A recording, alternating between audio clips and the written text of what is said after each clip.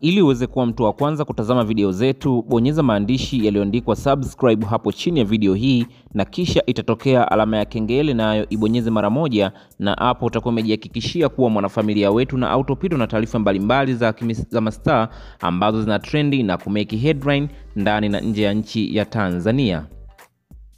Miongoni mwa top story kwa sasa ni kuhusiana na tamthilia ya Dunia, ambapo tunafahamu mwigizaji Matilda kwa sasa hayupo katika tamthilia hiyo, na wameweza kuleta mbadala ambaye watu wengi hawajaweza kufurahishwa zaidi kutokana na mdada huyo kutokuweza kucheza kama vile ambavyo alikuwa akicheza scene hiyo Matilda pamoja na Manyanya. Sasa watu wengi wameweza kwenda mbali zaidi na kutaka kufahamu ni kitu gani ambacho kimepelekea paka Matilda ameweza kuondoka katika tamthilia hiyo, licha ya kwamba wao wanadai kwamba anaumwa. Sasa siku ya leo tumeweza kumpata Matilda na ameweza kufunguka mazito kuhusiana na ni sababu gani ambayo imepelekea yeye kuweza kuondoka au kutokuonekana katika tamthilia ya Dunia, ambayo watu wengi wameweza kufurahishwa na uwezo wake mkubwa wa kuigiza, lakini pia bondi pamoja na ile mechi ambayo alikuwa nayo yeye pamoja na Manyanya. Sasa leo hii Matilda amedai kwamba